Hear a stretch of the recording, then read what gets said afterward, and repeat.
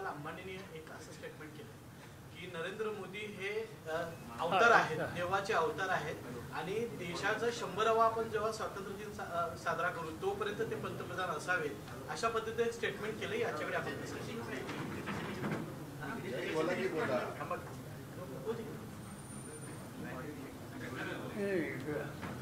असं आहे की 75 साहजिकच कुणी येतो तिच्या कुटुंबात त्यांच्या सरकारने तो दिवस महत्त्वाचा पडतो.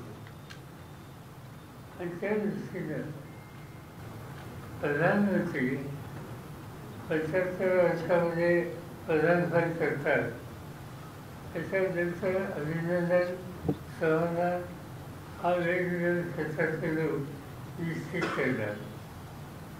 हे करण्याचा थोडासा मी त्यांना पत्र लिहिलं, ट्वीट केलं, त्यांचं अभिनंदन केलं.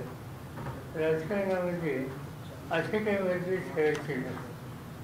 आम्ही सगळेजण आणि महाराष्ट्रातले यशवंतराव चव्हाणांच्या संस्कारात वाढलेले लोक आणि त्यामुळं साहजिकच अशा प्रसंगी कुठल्याही राजकारण न आणता एक सभ्य आणि सुसंस्कृतपणा याचं दर्शन दाखवलं पाहिजे.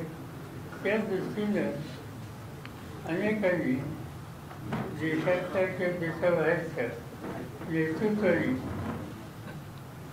प्रधानमंत्र्यांचं अभिनंदन केलं. ते नसते पण आमचा आणखी काय या गोष्टी मला काही भाषा समजत नाही आणि मी अशाच्या मागे नसतो. त्यामुळे मी काही त्याचं भाष्य करू इच्छित. माझा 75वा वाढदिवस होता त्या 75व्या वाढदिवसाला मोदी स्वतः आले होते. त्यांनी वाचनही केलं होतं, आणखी अनेक लोक होते. पण तिथं त्यांनी व्यवस्था आणलेलं नाही आणि आम्ही आणली नाही. आमच्या सुरळीत आहे देशासाठी त्यांना काय करायचं असेल ते योग्य करावं एवढीच आवडेल. 75 वर्षानंतर संविधानिक पदावरून थांबावं असं एक सूर आणि उमटतात. आता मी थांबलो तर मला बघायचं नक्की कधी काय माझा 85 झाले 10 वर्ष. पंतप्रधान मोदींचा वाढदिवस साजरा झाला. पण कालचे पेपर जर आपण पाहिले तर शिंदेची सगळी जाहिरात पहिल्या पानावर वृत्तपत्रात दिसले. भाजपवर कुरघोडी करण्याचा प्रयत्न शिंदेचा आहे असं म्हणता येईल आपल्याला. वृत्तपत्राच्या काही समस्या असतात त्यामुळे समान जाहिरात मिळाली तर त्याच्याबद्दलचा आनंद असतो. जे स्वतः फेरफार चालू होतं हे कधी पाहिलं नव्हतं पण शिंदे साहेबांनी त्याच्याबद्दलची आश्चर्यता दाखवली. भाजपमध्ये मोदी युग सुरू होण्यापूर्वी भारतीय जनता पक्षामध्ये मोदींचं युग सुरू होण्यापूर्वी त्यावेळीचे जे सगळे ज्येष्ठ होते लालकृष्ण अडवाणी, मुरली मनोहर जोशी त्यांना 75 वर्षानंतर थांबायला सांगितलं. तर मोदीने आता थांबायला पाहिजे काय? तुम्ही म्हणता ते मोदींनी वाचलं होतं त्याच्यावर आता काही लोकांनी खुलासा घेतला. तो खुलासा असा आहे की आम्ही असं बोललो होतो, आम्ही याची चर्चा केली. ठीक आहे, कशाला आपण त्याच्याबद्दल नाही म्हणतात. आपण वाचलं होतं, तुम्ही छापलं होतं ते आम्ही वाचलं. ते म्हणतात नाही, ठीक आहे, आनंद. एकीकडे सरकार विकास कामासाठी निधी नसल्याचं सांगते आणि दुसरीकडे जाहिरातीवर कोट्यावधी रुपये खर्च करते. त्या जाहिराती बघितल्या तर बहुतेक खाजगी दिसते. त्याच्यात सरकारी जाहिरात फक्त एखाद्या दिवशी दिसते. गेल्या आठवड्यात मुख्यमंत्री देवेंद्र फडणवीस यांची जाहिरात होती तेव्हा पाहून सगळ्या पेपरला त्याच्यावर कुठलाही उल्लेख नव्हता. कुणाचीही सरकारी जाहिरात होती की खाजगी होती कळत नव्हतं.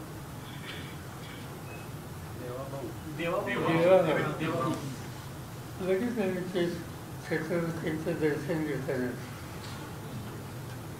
एकीकडे की त्याच्यामध्ये शिवाजी महाराज यांच्याबद्दलच्या आपल्या अंतःकरणाच्या भावना आदर हा आपण सगळे व्यक्त करतो. जेव्हा म्हणून जे काही दिलं प्रसिद्धीमध्ये त्याच्यामध्ये त्यांनी छत्रवृत्तींच्या बद्दलची आपल्या मनाची भावना ही व्यक्त केली. मी वेगळा विचार करतो. छत्रवृत्तींच्या अस्तित्वात त्यांना हवे तो मागण्याचा अधिकार आहे. पण आज महाराष्ट्रामध्ये अनेक ठिकाणी अतिवृष्टी झाली. अतिवृष्टी झाली, शेतीचं नुकसान झालं, शेतकरी संकटात आहे. अनेक ठिकाणी जमिनी वाहून गेल्या, सोयाबीनचं काही पिकं ही उद्ध्वस्त झाली. अशा वेळेला शिवछत्रपतींनी त्यांच्याकडे राज्य होतं तेव्हा काय केलं? त्या काळात दुष्काळ पडला आणि दुष्काळाच्या नंतर पाऊस आला, पण शेती करायला शेतकऱ्यांच्याकडे साधनं नव्हती. नांगरट करायची होती, त्या नांगराला फार नव्हता. शिवाजी महाराजांनी आपल्या जे काय असेल संपत्ती त्यातनं सोनं बाहेर काढलं, सोन्याचा फार केला आणि संदेश हा दिला की शेतकऱ्याची जमीन नांगरटीची शिवाय राहता कामा नये. त्या नांगरटीला फार असेल तर सोन्याचा सुद्धा फार आम्ही या ठिकाणी होतो. तात्पर्य हे आहे की या सगळ्याकडं बघण्याचा दृष्टिकोन शिवाजी महाराजांचा काय होता हा त्यातनं स्पष्ट होते. पण दुसऱ्या बाजूने आज महाराष्ट्रात ठिकठिकाणी अतिवृष्टी आणि शेतीचं नुकसान, पिकाचं नुकसान हे दिसतंय.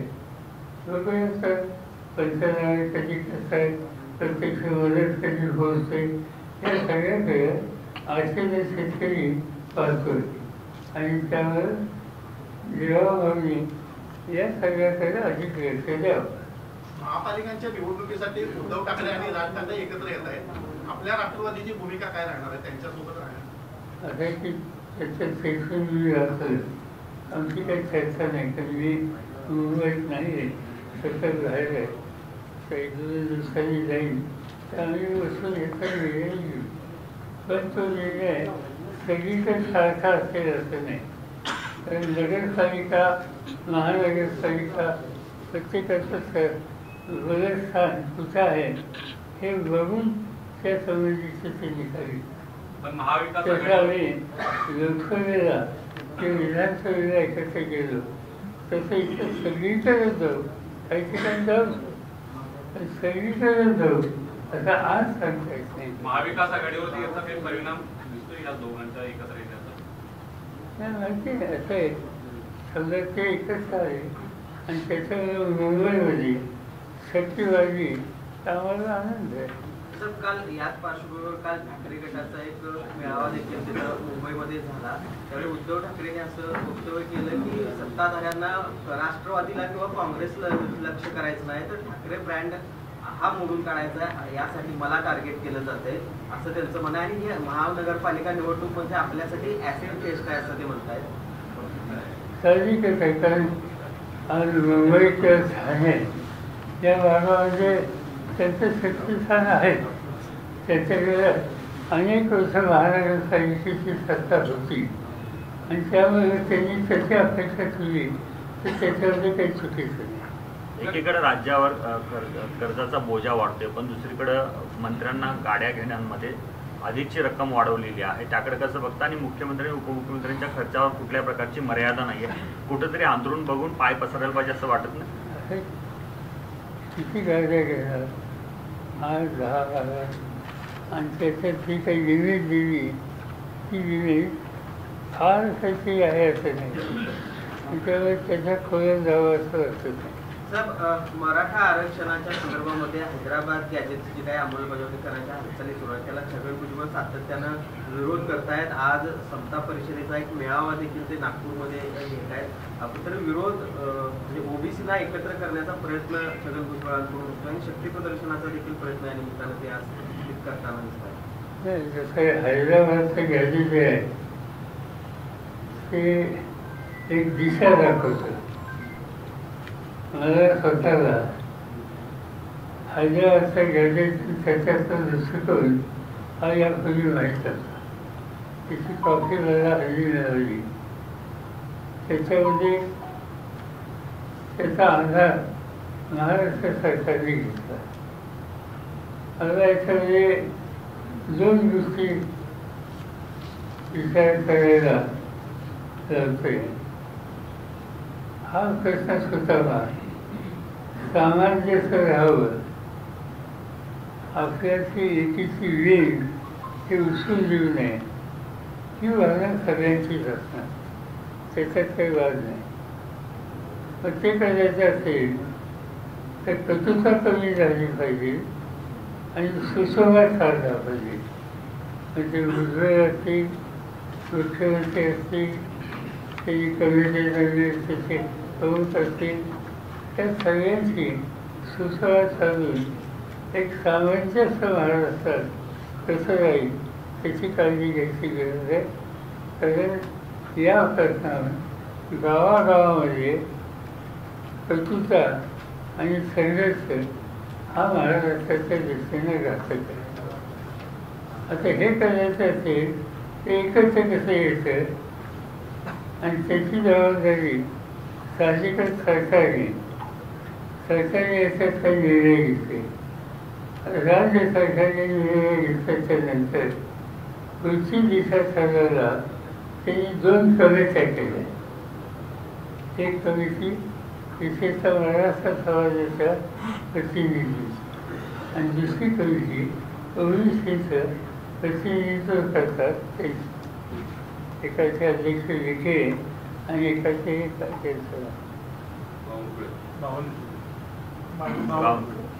बावनकुळे. आणि या दोघांच्या कमिट्या बघितल्या. विखेंच्या कमिटीमध्ये एका दुसरी अटी सोडली सगळे सभासद एका जातीचे आणि बावनकुळ्यांची कमिटी बघितली त्याच्यात सगळे सभासद ओबीसीचे आहेत. आपण ऐक्य करायचं होतं आणि जातीवर कमिट्या करायला हे ऐक्य कसं करायचं मला माहिती नाही. मुख्यमंत्र्याचा दृष्टिकोन काय कधी भेटतील तेव्हा आम्ही चर्चा करू. पण ज्यांनी सामाजिक ऐक्य प्रस्थापित करता येईल तोच रस्ता आपल्याला घ्यावा. दुसरा रस्ता महाराष्ट्राला परवडणारा नाही. सामाजिक ऐक्य अबाधित राहावं यासाठी सरकारनं पुढाकार घ्यावा अशा पद्धतीचं आवाहन तुम्ही करताय. याआधी तुम्ही देखील अशा पद्धतीचं वक्तव्य केलं होतं की आवाहन केलेलं होतं सरकारला सुद्धा. मात्र देवेंद्र फडणवीस ते काही गांभीर्याने घेताना दिसत नाहीत. कारण त्यांचं म्हणणं आहे शरद पवार जर एक्स म्हणत असतील तर ते वाय समजावं असं. म्हणजे गांभीर्यानं अजून देखील मग पाहत नाहीत म्हणायचं का? त्यांनी काही म्हणावं. आपल्याला राज्याच्या हिताच्यासाठी जे योग्य असतं त्या रस्त्याने जायला पाहिजे. आम्ही या प्रश्नावर कटुता कमी करण्याच्यासाठी तुम्ही काही विधानं केली. मुख्यमंत्री बोलले किंवा ते काय त्यांचं नाव ते काहीतरी बोलतात, आणखीन काही लोक बोलतात, त्याच्याकडे लक्ष द्यायचं नाही. लोकांना एकत्र कसं, कारण हा खरा प्रश्न आहे तो तुमच्याकडे नाही फार. आज महाराष्ट्रात ही कटुता वाढली की प्रामुख्याने मराठवाड्याच्या काही जिल्ह्यात जालना, बीड, परभणी, औरंगाबाद, उस्मानाबाद एवढ्या टाकू जे काही आंदोलन मुंबईत झाली तिथं प्रामुख्याने या भागातली तरुण केली होती. आणि तिथं आज दुर्दैवानं असं चित्र आहे की मी मराठा आहे, माझं हॉटेल आहे आणि तुम्ही ओबीसी आहात, तुम्ही माझ्या हॉटेलमध्ये येत नाही. तर तुम्ही ओबीसी आहात, तुमचा एखादा व्यवसाय मी मराठा आहे तर मी तुमच्याकडे येत नाही. असं चित्र महाराष्ट्रात कधी नसतं. आणि हे चित्र आपण काही झालं तरी राग, टीका, टिप्पणी याच्याकडे न बघता सामंजस्यच तयार केलं पाहिजे आज त्याची आवश्यकता वाढत असलेला आहे. आणि आम्हाला लोकांचं काय राहिलं काय राजकीयदृष्ट्या काय होईल त्याची चिंता नाही. सामाजिकदृष्ट्या महाराष्ट्र एकसंघ पाहिजे. पण साहेब आरक्षणाचा एकातून आहे ते मराठ्यांना आरक्षण देणं शक्य होतं, मात्र त्यावेळी 1994 ते आरक्षण दिलं गेलं नाही अशा पद्धतीचा एक टीका होते. नेमकं त्यावेळेचं स्वरूप काय? त्यावेळेला हा प्रश्नच नव्हता. 94 साली हा प्रश्नच नव्हता. आणि त्यावेळेला मंडल कमिशनचा रिपोर्ट आल्याच्या नंतर महाराष्ट्रामध्ये त्याचा फायदा विविध छोट्या जमातींना व्हावा त्या दृष्टीने निर्णय घेतले. ते निर्णय घेण्यामध्ये मी असेल किंवा आणखीन काही लोक होते जी बैठक झाली मला आठवतं आहे. त्याच्यात भुजबळ होते, त्याच्यात गोपीनाथ मुंडे होते, आणखीन काही लोक होते आणि सगळ्यांनी बसून निर्णय घेतले. थोडक्यात राज्य सरकार आरक्षणाचा प्रश्न जाणीवपूर्वक व्यवस्थित हाताळत नाही असं म्हणायचं का? मी आज आग्रह करणार नाही, कारण मला हा प्रश्न कर्तृत्वात चालून कशी एकवाक्यता करता येईल अशा पद्धतीनं आजला लावायचा. पण जे आता साहेब दाखले दिले जातात त्या दाखल्यावरून संशयाचं वातावरण निर्माण होते. काल जे दाखले विक्रेत केले त्याच्यावरून छगन भुजबळांनी आरोप केले की खाडाखोड करून किंवा पूर्वनियोजित अगोदर तयार केलेली दाखले विक्रेत केले गेले. ते मी वाचलं मी काही स्वतः पाहिजे नाही. साहेब, शाहू महाराजांनी वेगवेगळ्या जातीच्या विद्यार्थ्यांना हॉस्टेल बांधून दिली. आता परिस्थिती आहे की वेगवेगळ्या जातीचे नेते एकमेकाच्या जातीला सरकारनं आजपर्यंत काय दिलं, त्यांच्या ताटात किती वाढलं, हॉस्टेलला किती काढली, संस्थांना किती पैसे दिले, इथंपर्यंत ते प्रकरण गेलेलं आहे. परत अशी वेळ येईल का की विद्यार्थ्यांना सुद्धा वेगवेगळ्या जातीचे हॉस्टेल तयार करावे लागतील? असं आहे या देशामध्ये आरक्षणाच्या संबंधित विचार आणि प्रशासकीय आदेश हा कोल्हापुरात नाही. शाहू महाराजांनी या संबंधीचा निकाल घेतला आणि शाहू महाराजांनी निकाल घेताना त्यांनी या जातीचा त्या जातीचा अक्षरांचा नव्हता. जो गरीब आहे अडचणीचा आहे तो या जातीचा असेल तर त्याची समस्या सोडवण्याच्यासाठी काही सुविधा द्यायला पाहिजे. आणि त्यामुळे 50% लोक आरक्षण हे शाहू महाराजांनी आणले. माझ्या मते तो व्यापक दृष्टिकोन आधी ठेवण्याची गरज आहे. आज राहुल गांधी पत्रकार परिषद घेतात. गेल्या अनेक दिवसांपासून सातत्याने त्यांनी पत्रकार परिषद घेऊन खरं तर आयोगाच्या विरोधात त्यांनी भूमिका मांडली होती. मात्र ज्या पद्धतीनं उत्तरं त्यांना मिळत आहेत ती कशी तुम्ही बघताय? आणि आज ते हायड्रोजन बॉम्ब त्या ठिकाणी फोडणार असं सांगत आहे. असं आहे की इलेक्शन कमिशन त्यांच्याकडून काही निर्णय घेतले गेले त्याच्यावरची नाराजी ही देशाचा नॉन बीजेपी जे पक्ष आहेत त्याच्यात काल पार्लमेंटचं सेशन होतं. तर पहिल्यांदा माझ्याकडं 300 खासदार पार्लमेंटच्या बाहेर आले आणि इलेक्शन कमिशनवर मोर्चा काढून गेले. त्याच्यात राहुल गांधी होते, खरगे होते, मी होतो, सगळे केलेले होते. एक गोष्ट लक्षात ठेवा की 300 खासदार पार्लमेंट सोडून रस्त्यावर येतात ही काही दुर्लक्षित करण्यात बाब नाही. आणि त्याच्यामागं दृष्टिकोन हाच होता की निवडणूक आयोगानं एकंदर बघण्याचा दृष्टिकोन बदलला पाहिजे. त्यांच्याशी वाटाघाटी करायला, चर्चा करायला आम्ही सगळे येऊ इच्छितो असं कळवलं की त्यांच्यानी करते तुम्ही 300 असाल इथे 200 असाल कोणतेही फार फरक पडले तर तुम्ही कोण होता हा भाग सोडा. पण हे दुर्लक्ष करून चालणार नाही की 300 खासदार होते. हे काही लहान स्थान आहे असं नाही.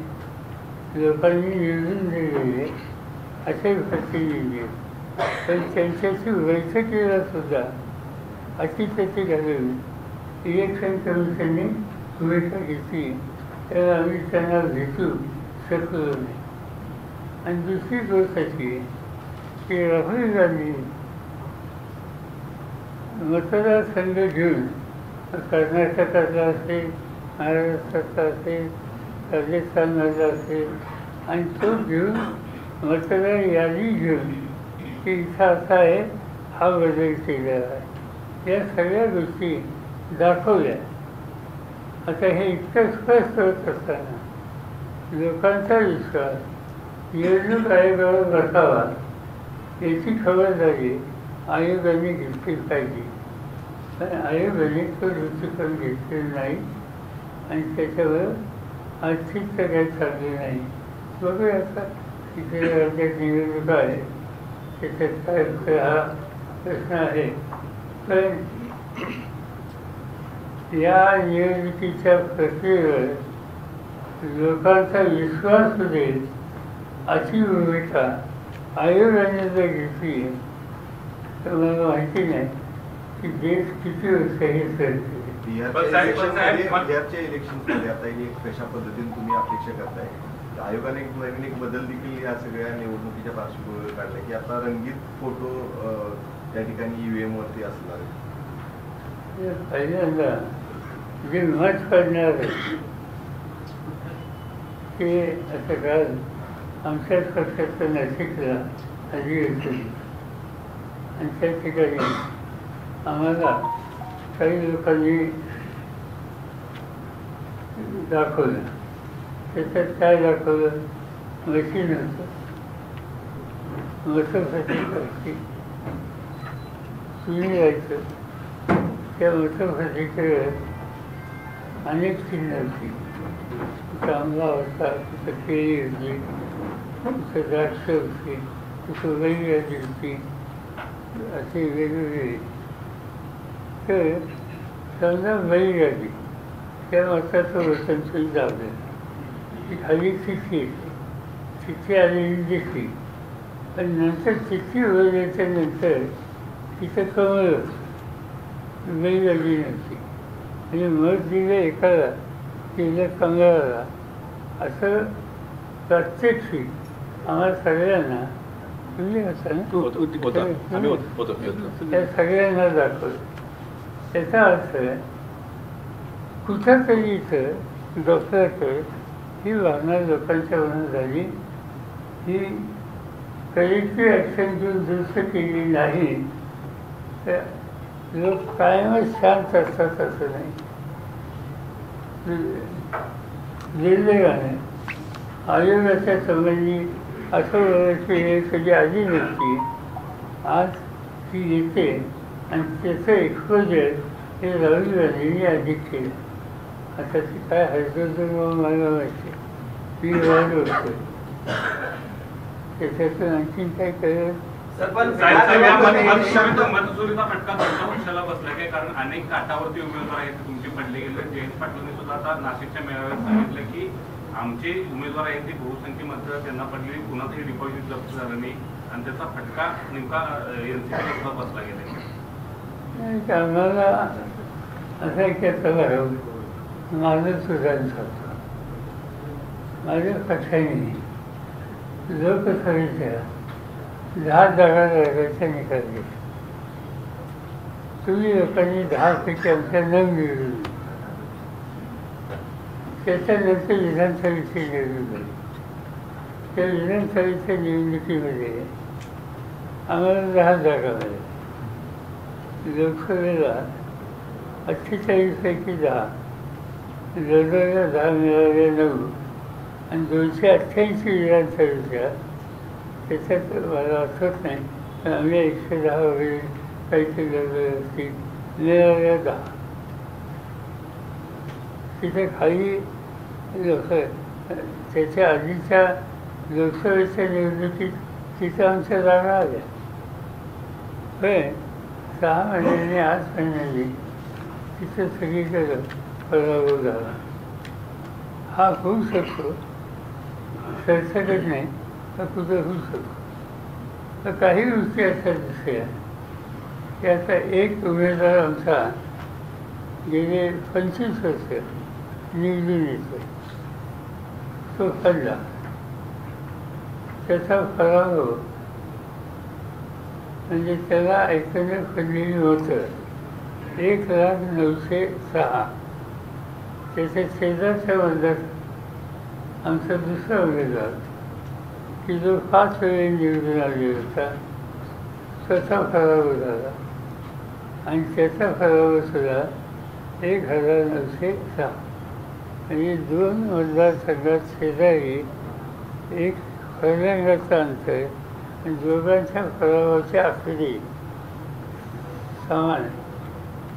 त्याच्यामुळे शंका निर्माण, माझ्याकडे काही पुरावा नाही, पण शंका नक्की निर्माण होतं. आणि ही शंका इलेक्शन कमिशन होतं ही होती. कॉन्स्टिट्युशन बॉडी आहे, कॉन्स्टिट्युशन संविधानात या संस्थांनी आपल्याला विश्वासाचा हा ठेवला पाहिजे, तो ठेवला नाही हा विचार देशामध्ये लोकांच्या उत्तम जानकरांनी जो आरोप केला होता, त्यांना त्यांच्याच गावातलं मतदान कमी पडलं, मतदान घेण्याचा सुद्धा त्यांनी खूप प्रयत्न केला होता गावात, तो संशय खरा वाटतो. मी गेलोच होतो त्या गावात. त्या गावाची जी बैठक झाली मतदानाची, ती मागणी जी केली ती मागणी मी स्वतः तिथे गेली. पण सरकारने यंत्रणा वापरून त्या सगळ्या गोष्टी तिथं होऊन गेल्या नाही. प्रश्न निवडणूक होऊन गेली होती. निवडणूक होऊन गेल्यानंतर एका गावात लोकांनी चर्चा केली की आम्ही असं मत टाकलं होतं पण तिथं निघालं दुसरं, म्हणून आमची ट्रायल होणार घ्या हे गावकऱ्यांनी सांगितलं आणि ती मताची पेटी ठेवली आणि ट्रायलच्या ठिकाणी घेतली. त्याच्यात काय गुन्हा?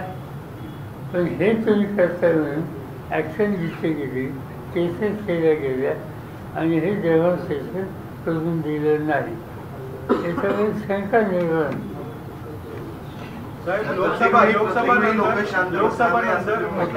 लोकसभा नंतर मोठ्या प्रमाणात मतदार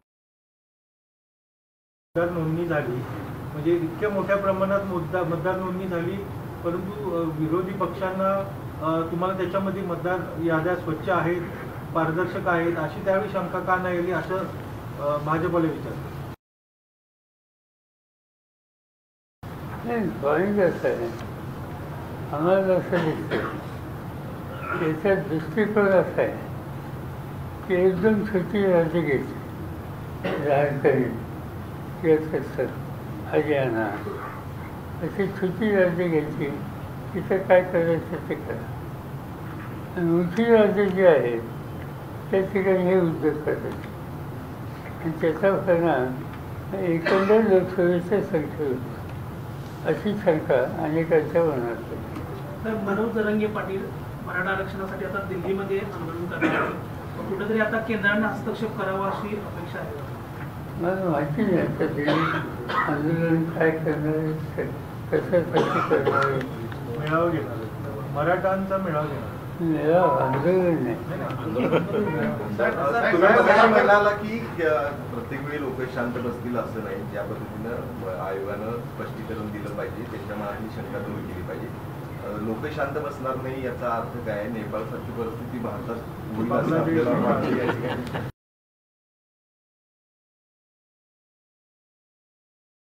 श्रीलंका निवडणुकीत निकाल देतील, आणखी काय करतील, तसं आपण आपल्या आजूबाजूला काळजी करण्यासाठी स्थिती. आतापर्यंत भारताचं फळाचं धोरण याच्यामध्ये शेजाऱ्यांची चांगली संबंध हे जवळ निवडण्यापासून सूट करतं. आज काय चित्र दिसतंय? आज तुम्ही हिंदुस्थानचा नकाशा ठेवा, सुरुवात पाकिस्तान. पाकिस्तान पहिल्यापासूनच आपल्याला विरोधी आहे, त्यामुळे आधी तिथं विरोध असला तर आश्चर्य वाटायचं काही कारण नाही. पाकिस्तानचा होता, शेजारी येतं नेपाळ. नेपाळ हा नेहमी भारताचा मित्र. नेपाळला तुम्ही जायचं म्हणजे आपल्याला पासपोर्ट लागत नाही. काठमांडूला तर तिथं दर्शनाला हजारो लोक रोज जातात. तिथली पॉप्युलेशन धार्मिक दृष्ट्या बघितली की हिंदुत्वावर असता असलेली फार रुची लोकसंख्या आहे. पण आज काय दिसतं तिथं? आज त्या राज्यात जो नेहमीचा आपला सरकारी आज ते राज्य सरकारचा असं दिसतं ही त्यांची स्थिती. त्याच्यानंतर चीन सांगायची गरज नाही. त्याच्यानंतर बांगलादेश त्याच्या स्वातंत्र्यासाठी आपण त्याग केला, आपण झेल सुद्धा. आज बांगलादेश आपल्या विरोधी. खाली जा तुम्ही श्रीलंकासुद्धा आपलं सरकारी होतं. मला स्वतःला आठवतं आहे की त्या देशात अन्नधान्याची अडचण नाही. त्यावेळेला तुमचे मनमोहन सिंग प्राईम मिनिस्टर होते आणि माझ्याकडे अन्न आणि शेती होतं. मला तिथं जायला सांगितलं आणि आम्ही जाऊन त्या ठिकाणी तिथल्या श्रीलंकेच्या अन्नाचा प्रश्न त्यांच्याशी सुसंवाद करून सोडवला. त्याच्यात श्रीलंकेचे आमचे संबंध अतिशय चांगले होते. आज श्रीलंकासुद्धा आमचा मित्र राहिला नाही. आज आम्हाला शेजारी मित्र कोण आहे आणि माणसं दुखवली, देश दुखवले आणि भारताच्या परराष्ट्र धोरणाच्या संदर्भात आंतरराष्ट्रीय पातळीवर प्रश्नचिन्ह आले आणि याच्यामध्ये आजचं सरकार केंद्राचं हे कितपत यशस्वी आहे याचा विचार करायची वेळ आहे.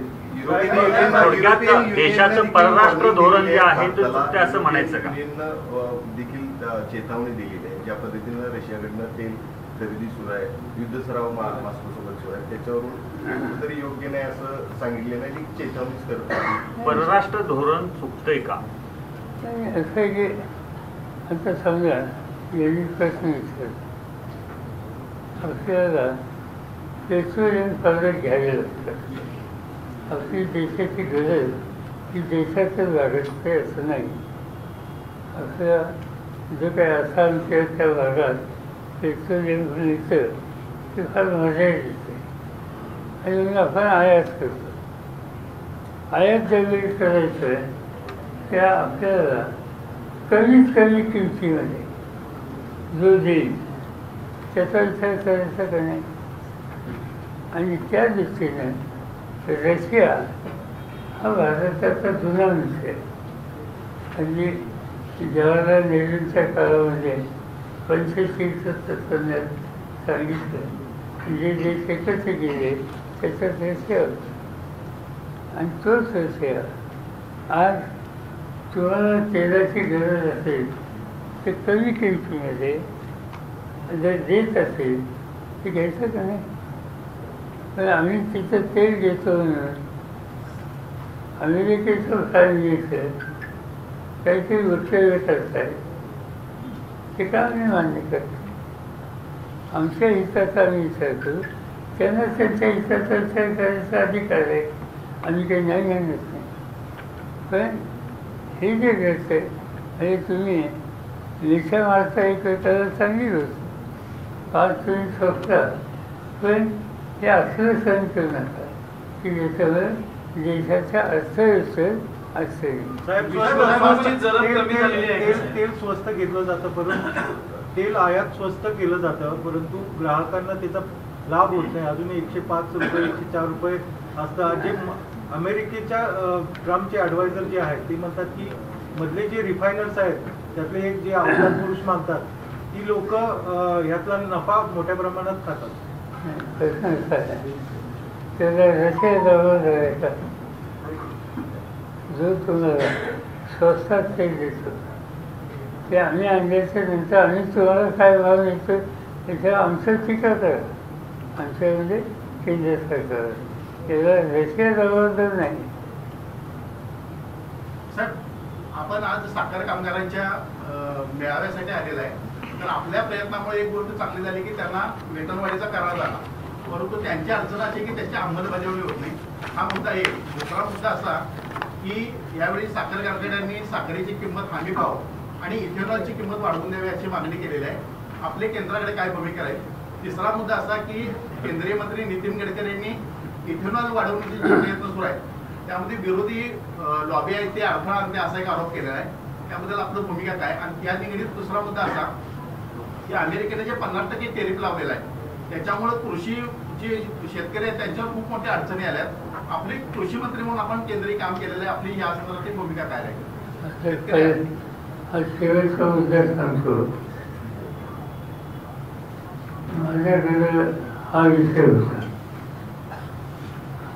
आणि आमचं आणि अमेरिकेचं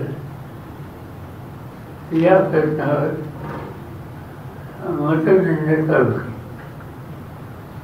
त्यातनं काहीतरी मार्ग काढावा म्हणून मी त्या ठिकाणी जावं असेल केलं. आणि तिथे जे त्याचे काँग्रेस आणि शेतीचे मंत्री आहेत त्यांच्याशी वर्षार्थ करून हा प्रश्न सोडवावा असं मला सुचवलं. गेलो 5 दिवसांची चर्चा झाली की फक्त शेतीच नाही अनेक गोष्टी होती. परंतु अमेरिकेने मला सांगितलं की दोघांचा करार करायचा. त्या करारामध्ये कृषी उत्पादन आणि दुग्ध उत्पादन हे दोन्ही आयटम तुम्ही घेतले पाहिजे. मी त्यांनी सांगितलं की आमचा देश कृषी उत्पादन आहे, शेतकऱ्यांचा देश आहे आणि ठिकाणी धान्य बाहेर देशात आणायला लागलो. एक काळ होता आमच्याकडे कमी होतं तर ती दिवस आज राहिले नाही. आज आम्ही निर्यात करणारे झाले. असं असताना अमेरिकेचा गहू आणायचा, अमेरिकेतून शेतीचा माल आणायचा, हे आमच्या शेतकऱ्यांच्या दृष्टीने योग्य नाही. आणि दुसरा त्याचा आग्रह होता की दूध त्याच्यावरचे पदार्थ हे तुम्ही घेतलेच पाहिजे. आमचा सक्त विरोध त्याला आणि तो आम्ही मान्य केला नाही. त्याचं म्हणणं होतं की तुम्ही कारण नसताना विरोध करता. मी त्याला दुसरं कारण सांगितलं की अमेरिकेमध्ये आपण पशुखाद्य तयार करतो. हे काय करतात? पशुखाद्याचं एकेकाळी शेतकरी संघाचं पशुखाद्य वैयक्तिक असलेलं मला खूप फार लोकप्रिय होतं. पण आपलं पशुखाद्य कशात संपतं? धान्यात संपतं. अमेरिकेमध्ये पशुखाद्य कशात करतात? ते गाई, म्हशी, बैल यांची हत्या केली जाते. त्याचं रक्त आणि त्याचं मांसाचे तुकडे हे पशुखाद्यात दिले जातात. तर आमच्या वातावरणाची हा विषय काढला की आमच्या देशामध्ये गाय कापली त्याचं मांस हे गाईला पशुखाद्य म्हणून दिलं तर लोकांना आवडलं नाही आणि हे आम्ही घेऊ शकत नाही. त्याच्यामुळे ह्या दोन्ही गोष्टी त्यावेळेला आम्ही अमान्य केल्या. आज तोच आग्रह पुन्हा केलेला आहे आणि मला एक गोष्ट केंद्राची ठीक वाटते की त्यांनी अमेरिकेच्या दबावाच्या समोर त्यांनी संमती दिली नाही ही चांगली गोष्ट आहे. हा त्या संबंधीचा विषय. आणि दुसरं काय होतं? आज आपण साखर कामगारांच्या मेळाव्यासाठी आलेला आहे. तर ते एक गोष्ट आपल्या प्रयत्नाने चांगली झाली की त्यांना वेतनवाढीचा करार मिळाला. परंतु त्यांची खंत अशी आहे की त्यांना वेतनवाढीचे फायदे मिळाले नाही. कसं आहे, वेतनवाढीचा निर्णय माझ्याच ऑफिसमध्ये कारण तिथं कारखाने आणि युनियन यांच्यात एक वाक्यता नव्हती. गेले 30 वर्ष असा प्रश्न ज्यावेळी येतो ते लवाज माझा आणि यावेळी लवाज माझा होता आणि माझ्या लवाजामध्ये आणि हा प्रश्न सोडवला. कामगारही खुश होते, कारखाने खुश होते. पण एक गोष्ट आता दिसते की ज्याची आम्हाला चर्चा करावी लागेल कारखाना संघाची. महाराष्ट्रात 135 कारखाने असेल की त्या 135 कारखाने कामगारांचे 600 कोटी रुपये थकवले. ही गोष्ट योग्य नाही. दुसरा मुद्दा ज्याची चर्चा आम्हाला करावं लागेल की काम करणारा कामगार एक तिथे फारसे दिवस काम केल्याच्या नंतर तो काय नसतो, त्यांना सगळं काही मिळू शकतं. आता महाराष्ट्राच्या साखर कारखान्यात 40% कामगार कंत्राटी आहेत आणि कंत्राटीला नोकरीची खात्री नसते. हे दुकान त्याच्यात आहे आणि हे तिथं कामगारांच्या दृष्टीने चाललं नाही. आजपर्यंत साखर कारखाने आपण खाजगी हा वर्ग जास्त नव्हता. तर कोल्हापूर जिल्ह्यामध्ये तर कोल्हापूर सुरवली नावाची एक रुयाची ती जर सुरली तर इथे खाजगी काही असं गेले नव्हत्या, सगळ्या सरकारीच होतं. ते तिथं महाराष्ट्रात होतं. आज काय दिवस आहे महाराष्ट्रामध्ये 101 खाजगी आहेत आणि 99 सरकारी आहेत. याचा अर्थ सरकारीपेक्षा खाजगी कारखाने वाढले.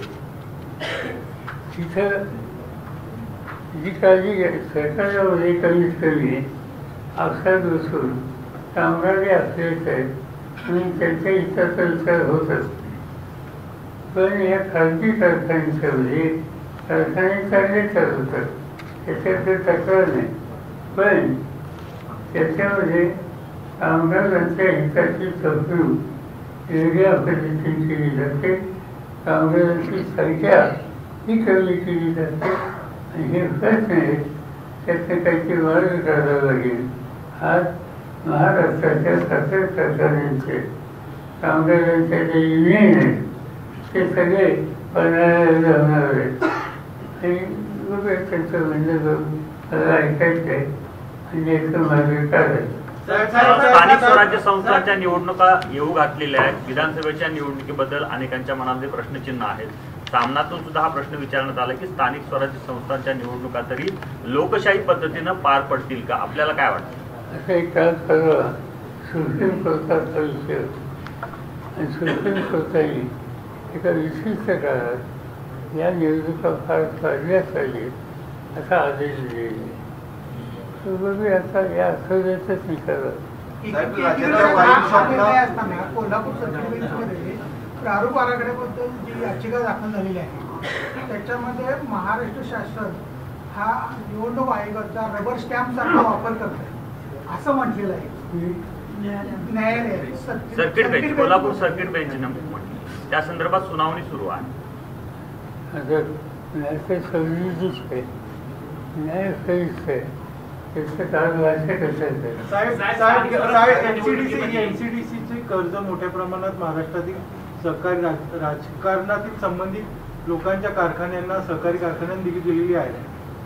पक्ष प्रवेश केल्यानंतरही दिली गेलेली आहेत आणि मागच्या निवडणुकीच्या वर्षामध्ये 46 सहकारी कारखान्यांना 7,600 कोटीचं एनसीडीसी मार्फत कर्ज दिले. त्याचा राजकारणासाठी कुठेतरी केंद्राकडून वापर होतोय का?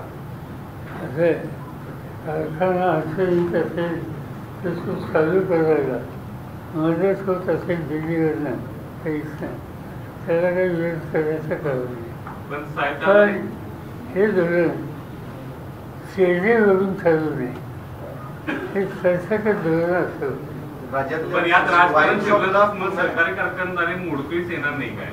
जर राजकारण शिरायला लागलं सहकारी क्षेत्रामध्ये पक्षीय राजकारण आपल्याला सांगितलं की 106 खाजगी कारखाने आणि 100चे 101 हे सरकारी.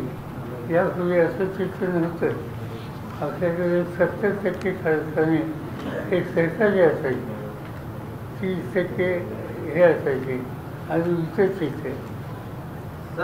नेत्यांच्या कंपन्यांना मद्यविक्री परवाने देण्याचा जो काही विषय होता तो गुंडाळणे राज्य सरकारने अशा प्रकारची माहिती समोर येते.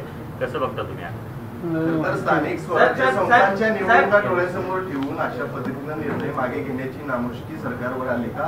अशा पद्धतीचे मुद्दे वाईन शॉपला परवानगी देणं हा मुद्दा निवडणुकांमध्ये येऊ शकतो, म्हणून हा निर्णय मागे घेतला असावा असं वाटतं. मद्यविक्री परवानगी जे देणार होते ते थांबवलेले आहेत. वाईन शॉपसाठी परवानगी शासनाने होती, तोच निर्णय आता मागे घेतला अशी माहिती मिळते. या सगळ्या निर्णय मागे घेण्याचा तुम्ही कसं?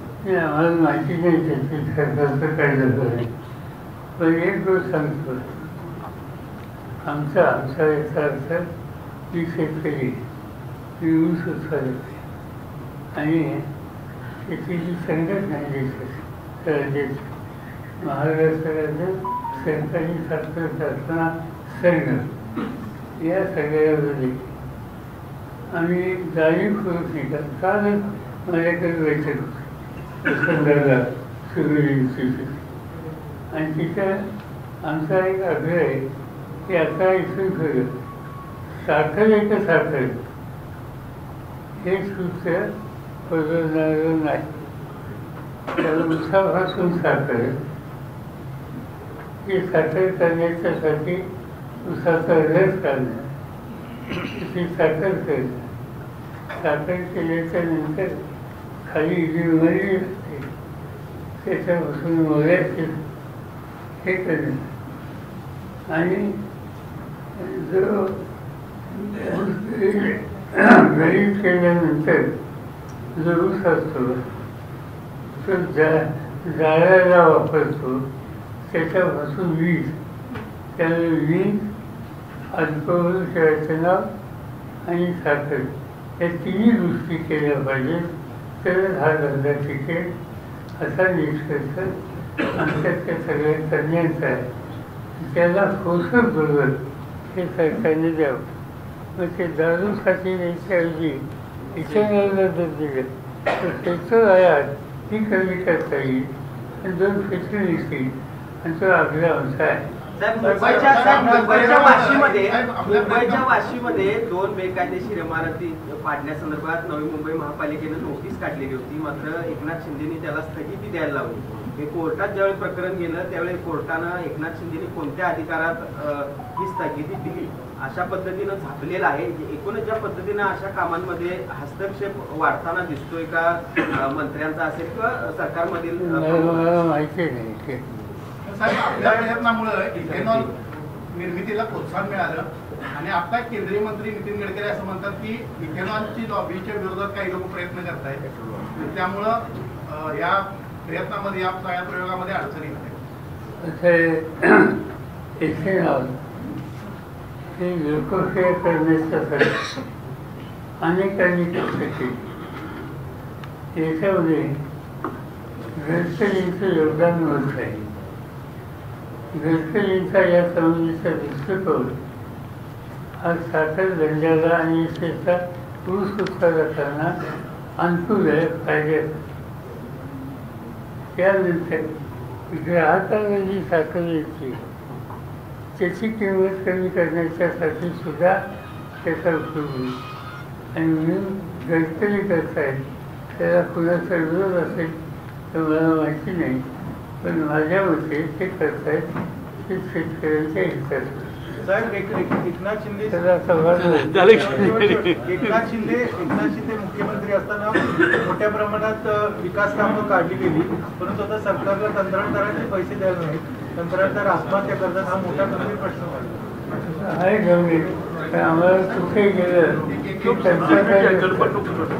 सरकारचा आमचे पैसे खपवले, त्याचे काही लोकांनी बिल दिलं.